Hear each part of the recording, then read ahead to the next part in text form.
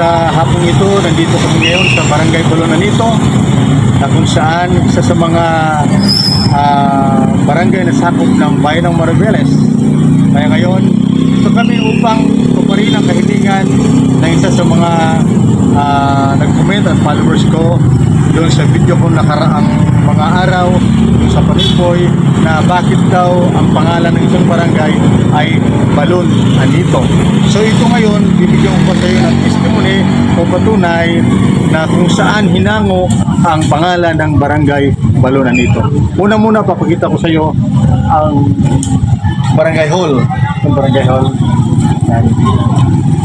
Dito yung mga paano at kasama sinali mo sa ating barangay. Ngayon, kanya ko tayo sa sinasabi nilang balon kung saan doon hinango ang pangalan ng barangay Balon.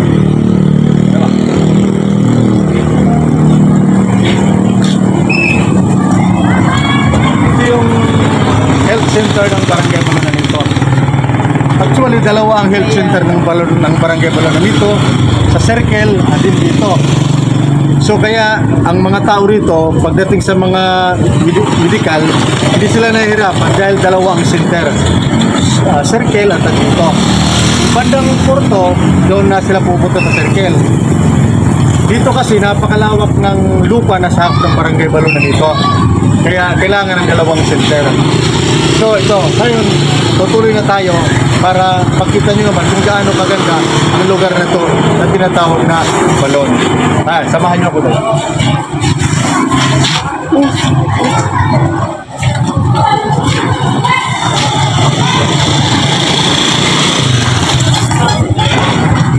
Ito yung covered court ng barangay Balonanito sa Titulan. Dito maraming na dito naglalaro. Maliga. Actually, dalawa ang covered court ng Balonanito. Actually, tatlo ang court ng Balonanito. Isa sa Sitio Acacia, nandun isa sa Porto, Kaplaya, nandun dito, lugar nito sa proper ng Balon. Okay? Naman ako, pupuntahan natin yung tinatawag na Balonanito. Kung tawagin ay hot spring. Bakit hot spring? Kasi medyo mainit ito guys, yung ano niya, yung tubig niya. Ngayon, puntahan na natin.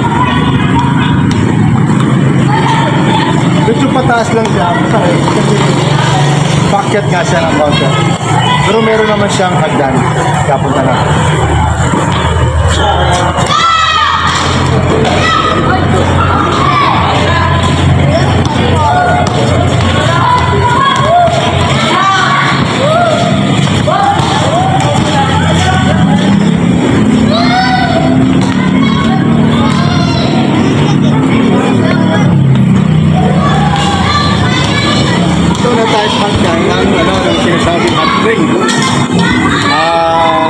Maraming pupunta rito, mga taga-ibang lugar, hindi lang sa Maribeles kundi maging sa bahagi ng Central. Marami sila pupunta rito. Gusto nila makita kung gaano kaganda, kung ano ba talaga ang beauty ng hot spring or balon. Teka, ito tayo.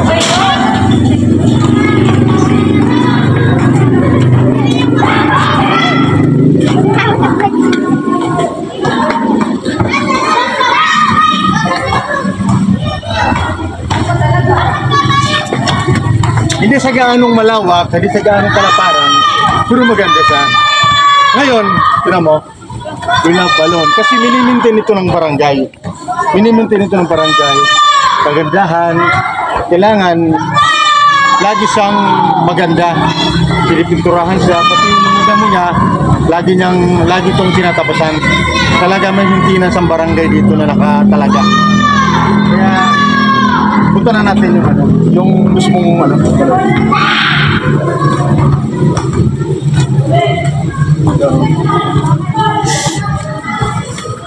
ito na guys, alam mo, maraming pupunta rito ng mga tao, mga dayo nga iba tulad ng sinabi ko kanina, hindi lang taga Maribeles ang pupunta rito, maging mga ibang bayan, Pampanga, kasi gusto nila makita ang beauty ng hot spring or balon. Dito tayo. si Bakari. Kailangan niya na, no? Si Bakari na yata eh, no? Hello. Ito yung barangay, likod ng barangay kanina. Ito yung barangay hall ng Barangay Balonon ito. Ayun, punta na tayo dito sa likod. Maraming mga kapatid dito na. Ano ba yung kailangan ba yun? Dito lang, standby lang. Maganda kasi ano, maganda yung ambience na, no? Saka, maganda. Sana,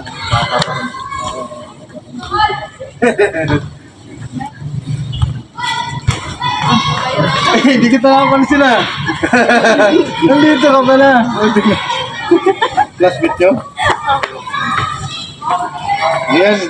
Malapit sa amin, Jack. Kamang siguro. Kaya? Okay. Okay, guys, dito na kami. Titignan mo yung surface ng ano ng balon. Hot spring ito. Hot spring ito, di ba? Tawag hot spring. So, marami kasing nagtatanong dito na kung bakit ganun siya. Ang tubig dito medyo maligamgam or sabi natin medyo mainit. Ang sabi ng iba, meron na siyang healing itong tubig na ito.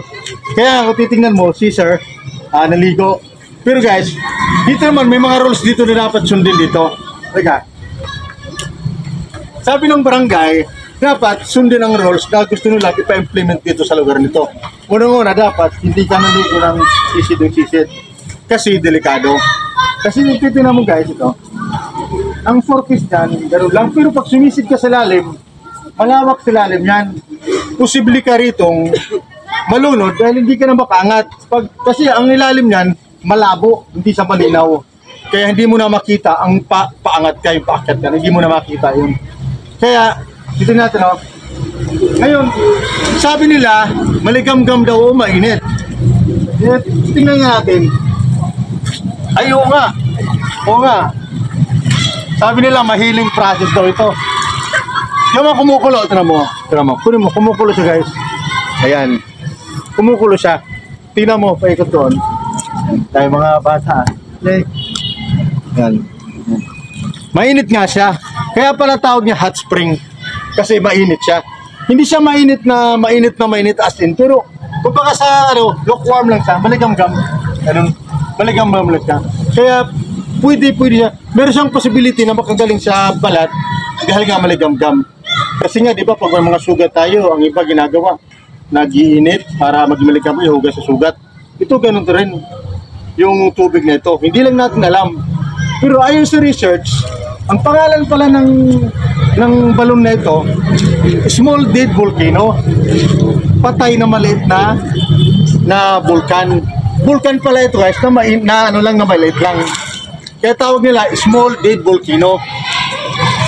Sabi ng mga matatanda noong una, nung mga ilan-ilan pa lang daw ang nakatira dito sa balon na ito, sa barangay na ito, mababa pa raw ito, mababa.